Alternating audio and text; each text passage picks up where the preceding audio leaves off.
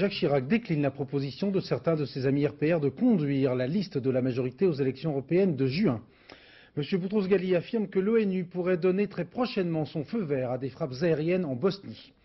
Jean-Michel Jarre dans le rouge, la société qui a produit ces derniers spectacles son et lumière est en cessation de paiement, une ardoise impayée de 17 millions de francs pour ses fournisseurs.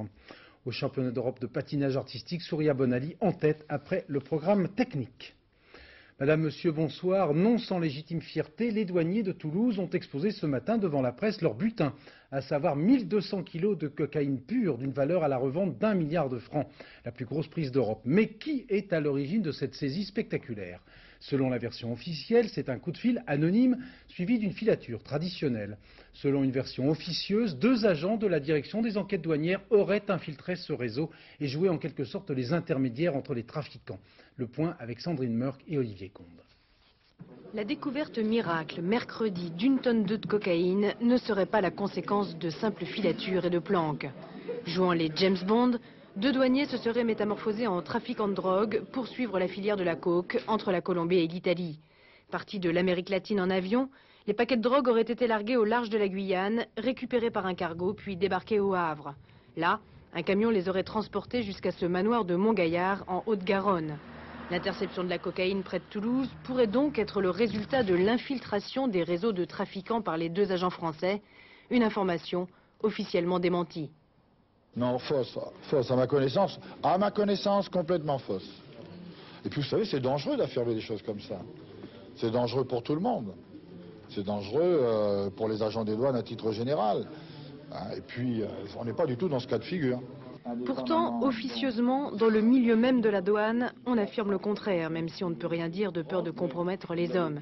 Mais nos 2 agents secrets auraient bel et bien fait le voyage de la drogue. Ils sont venus donc se greffer sur une opération déjà en cours, une opération de trafic, justement pour remonter cette filière et en contrôlant simplement le transport, pouvoir avoir la chance de remonter très haut dans cette filière de trafic. La chose qui est surprenante en l'occurrence, c'est qu'il ait fallu arrêter finalement cette opération en France et non pas remonter jusqu'en Italie. On peut se poser la question de savoir qu'est-ce qui a empêché, peut-être pour des raisons techniques très légitimes, peut-être parce que les trafiquants étaient en train de s'apercevoir de cette infiltration, mais on a dû arrêter à un moment donné l'infiltration et faire la saisie en France. Ce qui est certain dans ce mystérieux coup de filet, c'est que 3 Italiens, probablement proches de la mafia italienne, ont été arrêtés et déférés au parquet de Toulouse cet après-midi. Et ils n'étaient pas seuls, 3 autres personnes ont réussi à fuir. Où sont donc passés les 2 agents de la douane ? 2 rebondissements cette semaine dans l'affaire du sang contaminé. Mercredi, c'était la demande de grâce présidentielle des docteurs Garetta et Alain, lancée par une centaine de médecins et de scientifiques français et étrangers. Et depuis hier, les politiques sont à nouveau en première ligne dans cette affaire, avec la plainte déposée par un jeune hémophile contaminé par le sida. Plainte déposée auprès de la Cour de justice de la République, la nouvelle juridiction qui remplace la Haute Cour. Maryse Burgot. C'est une silhouette que les médias connaissent bien. Ludovic Boucher, 19 ans, est un habitué de l'interview. Hémophile, il a toujours été en première ligne dans l'affaire du sang contaminé. Aujourd'hui, il est donc le premier à porter plainte devant la toute nouvelle Cour de justice, une plainte pour empoisonnement contre les 3 ministres de l'époque. Quand vous donnez des mauvais médicaments à des gens, comment vous appelez ça? Je sais pas, moi j'appelle ça empoisonnement. On prend des mauvais médicaments, on sait qu'ils ne sont pas bons ces médicaments, et on les donne à des personnes. On sait que donc ces personnes vont avoir des séquelles à cause de ces médicaments. Donc moi j'appelle ça quand même de l'empoisonnement. Empoisonnement, jusqu'à présent dans cette affaire, cette qualification a toujours été jugée irrecevable. C'est donc maintenant à la toute récente Cour de justice de se prononcer. Hier, le journal officiel publiait d'ailleurs les noms des membres de cette institution, 6 députés, 6 sénateurs, 3 magistrats. Mais comme l'exige la loi, l'affaire ne leur sera pas directement soumise. Il faudra d'abord qu'elle soit acceptée par une commission des requêtes. Et c'est seulement si la plainte n'est pas classée qu'une instruction sera ouverte. Elle concernerait donc Laurent Fabius, Georgina Dufoy et Edmond Hervé. Cette procédure devrait être plus rapide et plus facile qu'au temps de la Haute Cour de justice, notamment parce qu'il n'y a plus d'intervention du Parlement. Nous verrons. La politique française avec les grandes manœuvres autour des européennes du mois de juin. Et ce soir, un mini coup de théâtre. Jacques Chirac a en effet indiqué qu'il n'avait pas l'intention de conduire une liste RPR-UDF. Cette idée avait pourtant été lancée par des Chiraciens et non des moindres. Pendant que l'on s'agitait dans les états-majors parisiens, l'intéressé, lui, laissait dire. Commentaire Bruno Roger-Petit. Vietnam, 12 janvier 1994. À première vue, bien loin des préoccupations parisiennes relatives aux prochaines élections européennes, Jacques Chirac est en voyage d'études. Mais voilà, à Paris on s'agite. Les amis qui veulent du bien à Jacques Chirac ont de beaux projets pour lui. C'est vrai que depuis quelques jours, de très nombreux parlementaires sont venus me voir pour me dire mais pourquoi Jacques Chirac ne prendrait-il pas la tête de la liste unique de la majorité aux prochaines élections européennes? Paris, 19 janvier 1994, législatif partiel dans le 18e arrondissement. Jacques Chirac est en campagne.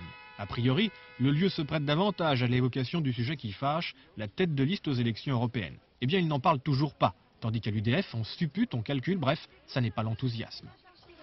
La seule chose que nous disons actuellement, il ne faudrait pas que cette élection européenne devienne une pré-présidentielle et détourne du débat européen. Je suggère à toute la majorité, à tous ces leaders, que l'on puisse envisager deux listes qui ne se combattraient pas, mais qui se compléteraient. Résultat, faute d'un soutien franc et massif, le maire de Paris renonce. RPR et UDF devront trouver une autre tête de liste aux élections européennes. Jacques Chirac, lui, va continuer de réfléchir, d'étudier, de voyager. Sur le chemin de l'Élysée, la valise de députés européens l'aurait encombré, estime-t-il. C'est ça, l'embarras du choix. Réaction à chaud du numéro 3 du RPR, Jean-Louis Debré, l'un de ceux qui avait lancé cette idée, invité ce soir de nos confrères de France Inter. Dans cette affaire, lorsque nous avons lancé cette idée, nous ne pensions pas aux élections présidentielles. Nous pensions à une certaine conception de l'Europe et à une certaine idée de l'Europe.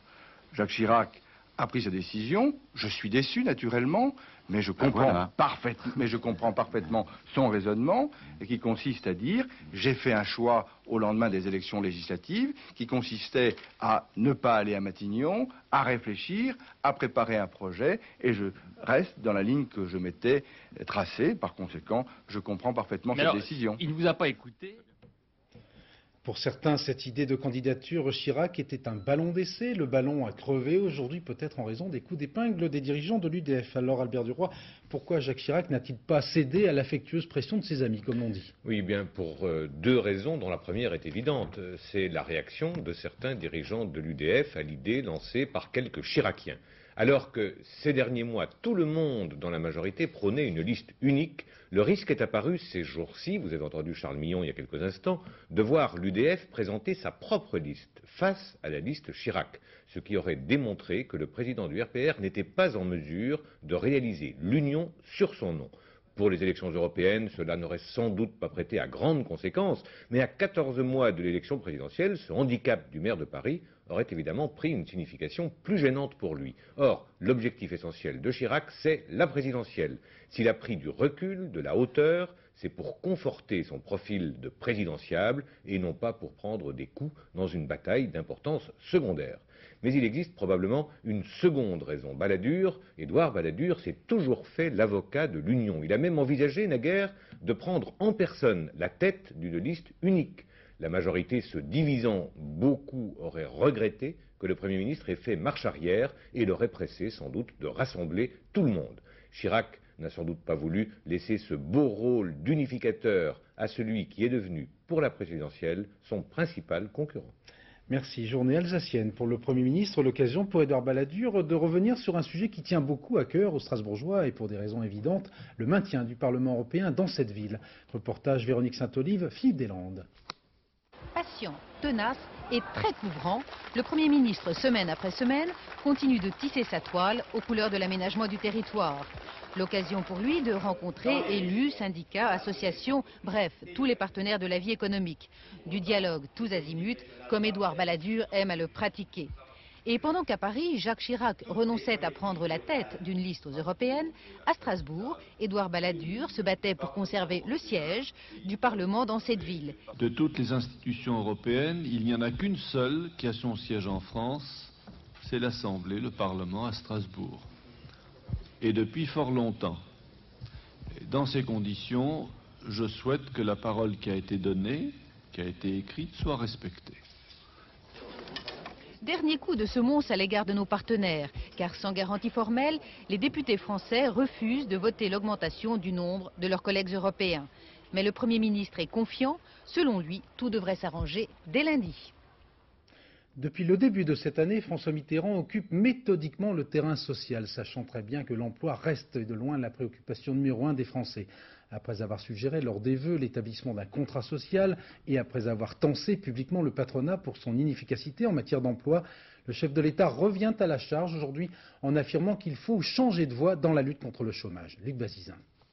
Ce message, le président le dit et le répète. L'appel à négocier les bases d'un contrat social pour l'emploi signifie qu'il faut changer de voie, qu'on ne peut pas attendre. 3 semaines après avoir présenté ses vœux et évoqué le fameux contrat social, François Mitterrand insiste une nouvelle fois sur son urgence. Une répétition qui semble stratégique, surtout que ce message s'adressait aujourd'hui à un public particulièrement réceptif.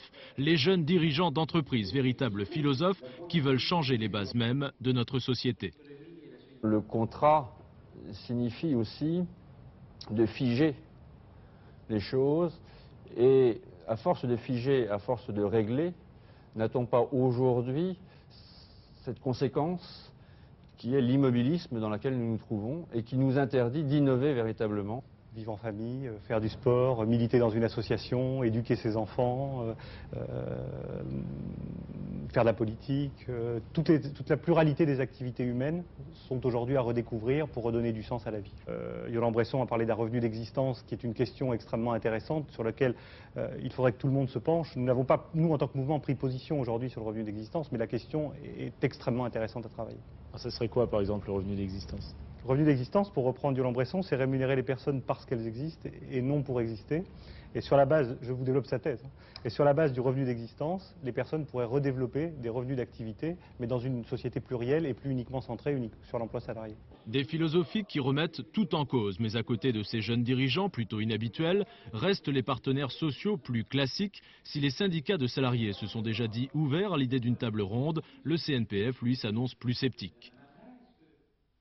Au lendemain d'un nouvel échec de la conférence de Genève sur la Bosnie et alors que chacun des camps en présence semble privilégier la logique de guerre, la question de la présence des casques bleus sur place est posée de plus en plus ouvertement. Par les Britanniques tout d'abord, qui excluent cependant de se retirer seuls. Par les Français aussi, le porte-parole du Quai d'Orsay a affirmé aujourd'hui qu'un départ des casques bleus était, je cite, une option parmi d'autres, tout en soulignant les conséquences négatives d'une telle décision. Certains de ces casques bleus français viennent de rentrer dans leur caserne à Fréjus. Reportage Sandra Smith et Didier Beaumont. Ils sont au complet. 550 soldats revenus de 6 mois de mission humanitaire en ex-Yougoslavie sous les couleurs des Nations Unies. Revue des troupes, remise de médailles, le ministre de la Défense a tenu à rendre hommage à ces hommes du 21e RIMA de Fréjus, mais aussi aux 9000 militaires français qui restent sur le terrain. Mais cette ambiance solennelle n'efface pas les critiques du commandant de la force de protection des Nations Unies qui demandait plus de moyens pour se défendre. Un geste qui lui coûte son poste, mais un geste apprécié. Je pense que le général Cotte a résumé un sentiment qu'éprouvaient beaucoup de casques bleus sur le terrain. Il a eu raison de se plaindre à ce niveau-là, quoi. C'est vrai, tout ce qu'il a dit, c'est pas du faux, quoi. Ça vous a soutenu dans votre action ? Ouais, ça nous a soutenu. Ça nous a remonté le moral, quoi. Mais comme l'a souligné François Léotard, le pouvoir politique de l'ONU prime sur les revendications des autorités militaires. Depuis le début du conflit, plusieurs généraux ont outrepassé la règle. Pour le ministre de la Défense, ce n'est pas un hasard. L'ONU devrait se remettre en question. Nous pensons que s'il y a une crise, ce n'est pas une crise entre la France et l'ONU. C'est une crise de l'ONU elle-même. Et notamment de sa capacité à gérer des situations aussi complexes que celle de l'ancienne Yougoslavie, à la chaîne de commandement et également à la faiblesse de l'état-major qui est à New York, qui n'est visiblement pas adapté à ce genre de situation. François Léotard remettra bientôt un mémorandum aux Nations Unies pour fixer très précisément les conditions d'emploi des forces françaises et surtout leurs besoins. Précisément, je vous l'annonçais en titre, le secrétaire général de l'ONU, M. Boutros-Ghali, a déclaré aujourd'hui qu'il donnerait son feu vert à des frappes aériennes en Bosnie si son représentant spécial sur place le lui demande. Dans ce contexte très particulier, ce n'est peut-être pas tout à fait un hasard si l'armée de l'air lève un coin du voile sur une escadre particulièrement discrète habituellement, la 54e escadre électronique tactique, un dispositif essentiel dans la guerre électronique. Reportage exclusif pour France 2, Patrice Pelé, Claude Barnier. Il s'appelle Ariel Pavillet, il est colonel et pour la première fois il se montre au grand jour. Avant il se contentait de l'ombre, mais aujourd'hui la direction des renseignements militaires, les services secrets de l'armée lui ont donné le feu vert pour nous rencontrer. Son lieu de travail, le ventre de ce Transal Gabriel bourré d'électronique. Et c'est dans cette cassette en fait une mémoire d'ordinateur que vont s'accumuler à partir de maintenant des renseignements classés, secret défense. La mission a été planifiée la veille. Le site à survoler a été défini par l'état-major. La pêche au renseignement peut commencer. Les hommes du service secret militaire, les voilà. Ils sont 10 à bord. On leur demande deux choses, de voir et d'écouter. Ici, à cette place, ils doivent intercepter toutes les communications aériennes et terrestres, cryptées ou non, sur toutes les plages de fréquence et dans toutes les langues. Là, plus loin, détecter tous les radars embarqués sur avion et ceux cachés au sol.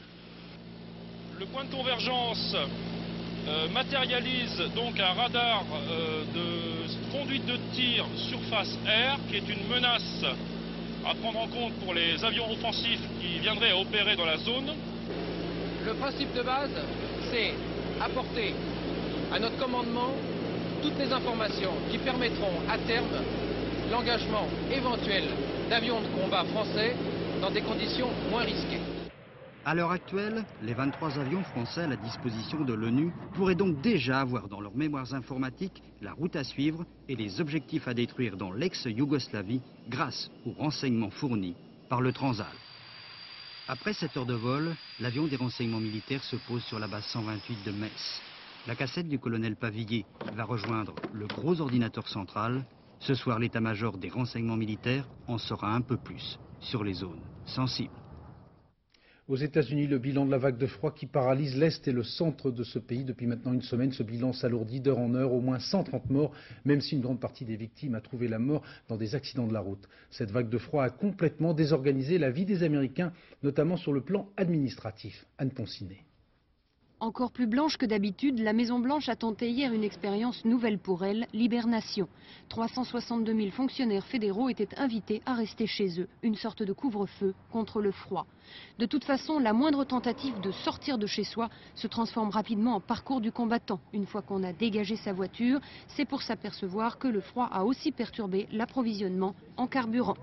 Mercredi, 9 villes américaines avaient égalé ou battu leur record historique de froid avec une chute continue du thermomètre jusqu'à moins 60. J'ai jamais connu pire que ça. Et un vieux capitaine qui travaille ici depuis plus de 30 ans m'a dit qu'il n'avait jamais vu ça non plus. Une centaine de personnes ont été tuées par la vague de froid. Mais petit à petit, le thermomètre remonte. Ici, 14 degrés Fahrenheit, moins 10 degrés Celsius. C'est super, on se croirait en été. Et cette dame sort de chez elle pour la première fois depuis plusieurs jours. Mais avec le redout, la météo prévoit une vague de neige. Alourdissement également du bilan du séisme qui a touché lundi la région de Los Angeles, 55 morts et plus de 5000 blessés. Ce séisme de lundi a commencé sur des failles satellites de la fameuse faille de San Andreas. Mais selon certains spécialistes, ce tremblement de terre pourrait être considéré comme une préparation à un très grand séisme sur cette même faille. Reportage de notre envoyé spécial Bruno Albin. 50 km à l'est de Los Angeles, dans une vallée prise entre les montagnes, l'un des sites visibles de la faille de San Andreas. L'Amérique et le Pacifique dérivent du nord au sud, de part et d'autre de cette ligne de fracture depuis la nuit des temps. Sally McGill est géologue, elle connaît par cœur le passé de ces champs de pierre déchirés par les mouvements de l'écorce terrestre et qui ont longtemps été considérés comme la menace sismique numéro 1 à Los Angeles. Ici, un ruisseau a facilement fait son lit sur le passage de la faille qui a broyé les rochers et dont les mouvements font régulièrement trembler la terre. Cette pierre n'existe ici que d'un seul côté de la faille. On peut la retrouver de l'autre côté, mais 300 km plus loin.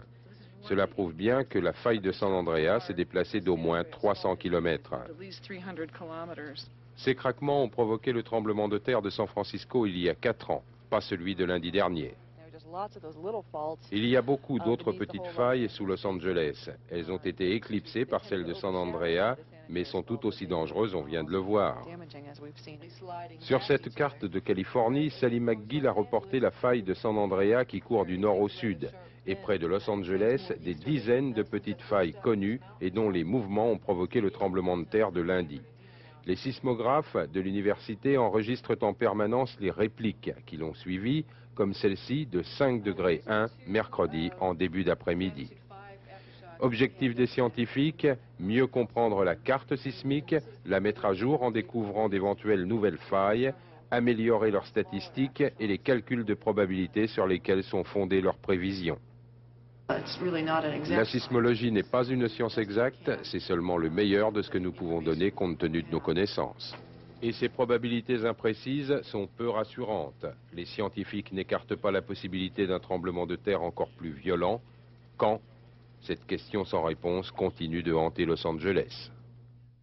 Retour à l'affaire Kraouch. La police des polices conclut ce soir à une erreur matérielle dans l'affaire des documents découverts au domicile de ce militant islamiste lors d'une perquisition. Moussa Kraouch avait ensuite accusé plus précisément les policiers d'avoir déposé eux-mêmes ces documents chez lui et parlé de forfaiture. Précision Michel Fine. Après plusieurs jours d'enquête, 49 auditions, le rapport de l'IGPN confirme les premières conclusions avancées la semaine dernière par Charles Pasqua. Je dis bien qu'à l'heure actuelle, l'hypothèse d'une manipulation, c'est-à-dire d'une intention maligne, n'est pas retenue par l'inspection générale. L'enquête de l'IGPN met à jour, c'est important, des problèmes au niveau du fonctionnement des services de police. La préparation de la perquisition s'est faite rapidement. Il y a eu un manque de rigueur au niveau de la confection des scellés. Selon la police des polices, une erreur matérielle a pu se produire dans la mesure où un document de la DST s'est retrouvé dans les scellés. Ce document figurait dans un rapport remis aux policiers avant la perquisition, le voici. Il s'agit de la traduction en français par les services secrets d'un communiqué du groupe islamique armé. Était-il déjà chez Moussa Kraouch ou s'est-il glissé par erreur lors de la constitution des scellés? L'enquête de l'IGPN ne permet pas de répondre à ces questions. La police des polices souligne simplement, premièrement, que Moussa Kraouch avait des contacts avec la DST. Deuxièmement, que son absence de réaction au sujet de ce document pendant les auditions constitue une interrogation. Seule une expertise du document permettrait d'avoir une réponse, elle est encore en cours. Une certitude pour l'IGPN, il y a peut-être eu des erreurs, mais pas de manipulation policière. À Aix-en-Provence, journée importante au procès de Charles Altieri devant la cour d'assises des Bouches-du-Rhône. L'homme accusé d'avoir piloté la moto a en effet été confronté avec le tueur du juge Michel, François Tchétchi, lui-même condamné à la perpétuité il y a 5 ans. Compte rendu d'audience, Dominique Verdeillan, Gilles Doblard. Pour les enquêteurs, François Tchétchi est une bête fauve, un dur qui a le regard qui parle. Témoin au mariage d'Altieri, il vient de l'être également au procès de son ami. Devant la cour d'assises où il a été condamné à perpétuité en juin 88 pour l'assassinat du juge Michel, François Tchétchi a réitéré ses aveux. J'ai tué un magistrat, j'assume mes responsabilités, mais je ne veux rien dire de plus. J'ai tout dit en 88. Mais 6 ans après, poursuit-il, c'est encore une parodie de justice car Scapula est absent. Or le vrai coupable, c'est lui. Scapula, c'est tout, et je pense qu'il a manipulé Altieri comme moi. Une confidence qui intrigue autant la partie civile que la défense. Autrement dit, en quoi Scapula peut-il avoir manipulé Altieri qui se dit étranger à l'affaire? Et Altieri pose la question essentielle de ce procès. Tchétchi peut-il dire si j'étais le pilote de la moto? Je ne veux pas répondre à la question, répond le témoin. Ce n'est pas à moi de le dire. Si je l'ai fait lors du premier procès, c'est parce qu'Altieri avait avoué. Tchétchi n'est pas Scapula, Tchétchi n'est pas une balance, Tchétchi ne donnera aucun coup de main à l'accusation pour accabler Altieri. Mais dans le même temps, il ne dira à aucun moment que son ami est innocent. C'est pourtant la seule chose qu'Altieri attendait. La grande tournée estivale Son et Lumière de Jean-Michel Jarre est en train de tourner au cauchemar financier pour ses fournisseurs. Plusieurs PME risquent même de devoir fermer en raison de l'ardoise de plusieurs millions de francs laissés par la société productrice de ces spectacles. Reportage Patrice Romden. Au cœur de l'affaire, CICS, la société chargée de l'organisation de la tournée estivale de Jean-Michel Jarre.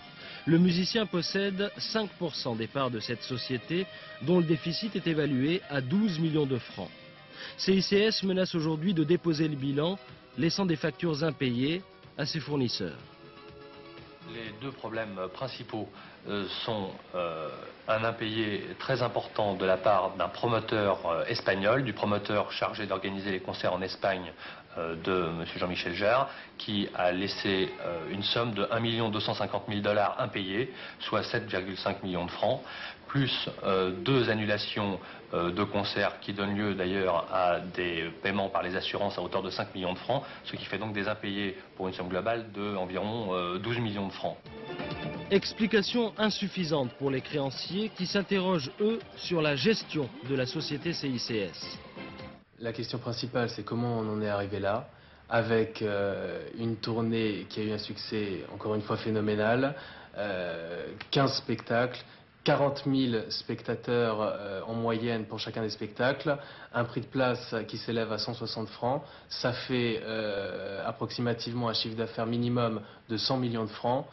Pourquoi aujourd'hui la société CICS connaît-elle un déficit de 16 millions de francs dans ces conditions ? Cette année, Jean-Michel Jarre remontera sur scène avec une proposition. Que la moitié des bénéfices générés par la tournée 94 servent à régler la note, une solution à trop longue échéance pour certains créanciers, aujourd'hui en cessation de paiement. Après les versets, voici le bustier satanique. La présentation d'une robe de Chanel portée par Claudia Schiffer a provoqué une vive émotion dans les milieux musulmans et islamistes. La broderie de ce modèle reproduit en effet des versets du Coran. Le recteur de la mosquée de Paris parle de profanation. Selon lui, associer le Coran à une poitrine est inexcusable. Pour couper court à toute polémique, la maison de couture Chanel affirme avoir détruit tous les modèles comportant des broderies suspectes. À partir de ce soir, 32e de finale de la Coupe de France de football, avec l'entrée en lice des clubs de première division, relativement épargnés par le tirage au sort, à l'exception de Bordeaux et de Strasbourg, contraints d'en découdre dès ce soir. Parmi les petits poussés, comme l'on dit, qui sont toujours en compétition, le club de Vaux-en-Velin, opposé aux Canaries nantais, après avoir réussi l'exploit d'éliminer Nice. Malheureusement, ces amateurs de la banlieue lyonnaise ne vont pas pouvoir jouer sur leur terrain et ils ont un peu le sentiment qu'on leur gâche la fête. Reportage Jean-Paul Savard. C'est un coin de verdure où les jeunes, bien plus que les vedettes, ont toujours droit de citer. Depuis 10 ans, Vaux-en-Velin consacre 10% de son budget au sport pour tous, alors quand les jeunes se révèlent vedettes de la Coupe de France de football, c'est la fête. Mais contre les professionnels du FC Nantes, elle n'aura pas lieu ici. On est obligé d'inviter nos amis à l'extérieur. C'est comme si on invitait nos amis au restaurant au lieu de les inviter à la maison. Ce n'est pas Vaux-en-Velin qui est frappé d'interdit par la Fédération française de football. C'est l'installation de tribunes provisoires, nécessaires pour accueillir la joie de toute une ville, mais trop marquée par le drame de Furiani. D'ailleurs, contre Toulouse, le CS Neuville-sur-Saône devra lui aussi aller déborder d'enthousiasme ailleurs que sur son terrain communal, à Villefranche-sur-Saône. Tout le monde s'apprêtait à faire la fête, c'était la fête du football, c'était la fête du club, c'était la fête même de l'ensemble du Val-de-Saône. C'est un peu dommage, oui. Pourtant, à Neuville comme à Vaux-en-Velin, la commission départementale de sécurité avait donné son feu vert à l'organisation des matchs sur place. Je pense qu'un jour, il faut arrêter de fonctionner d'une manière binaire, à savoir un accès minimum pendant des années, et d'un seul coup, le coup près, plus personne ne peut plus rien faire. En fait, derrière le veto fédéral, il y a aussi la réticence des professionnels à jouer sur des terrains potagers où mauvais coups et mauvaises surprises sont toujours possibles. Pas de chance pour le FC Nantes, le grand stade de Gerland n'étant pas libre, il affrontera le FC Vaux-en-Velin, certes à Lyon, mais sur un terrain de rugby. Au championnat d'Europe de patinage artistique, Bonali a assuré, tandis que Witt décevait. Surya Bonali a en effet pris une bonne option sur un 4e titre européen en remportant cet après-midi le programme technique, alors que Katarina Witt ne terminait que 9e. À Copenhague, pour France 2, Yann Lavoie, Roger Mathurin.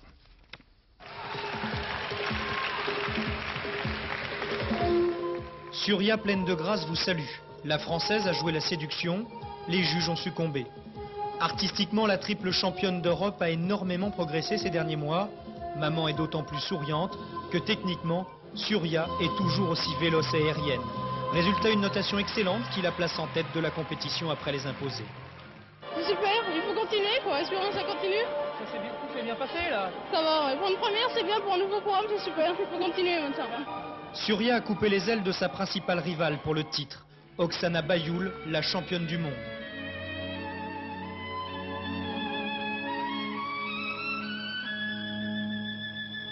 À la notation, ce signe noir s'est classé juste derrière la Française. À l'applaudimètre, comme toutes les autres d'ailleurs, elle a été surclassée par la divine Katarina Witt. Pour son retour continental, elle avait plus que jamais besoin de la présence de son entraîneur et ami Jutta Müller. Jamais Robin des Bois n'avait été aussi gracieux et bondissant.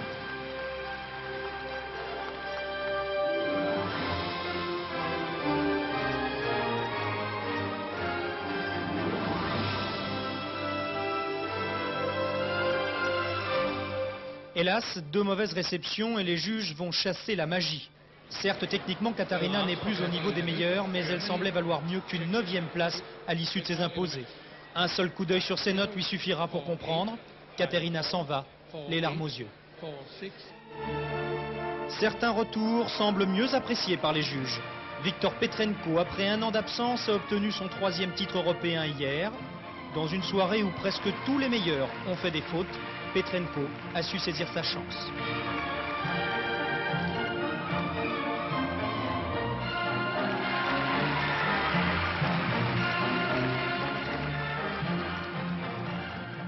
Voilà, elle fera un sans faute et elle a su saisir sa chance. Catherine Sellac, 23h35, dernier journal. Bonne fête aux Agnès. Le proverbe du jour, il ne faut pas acheter la corde avant d'avoir la vache. Dans un instant, Nathalie Riouet. Et comme chaque vendredi soir, notre traditionnel point route avec Valérie Maurice. À demain 13h. Excellente soirée, merci.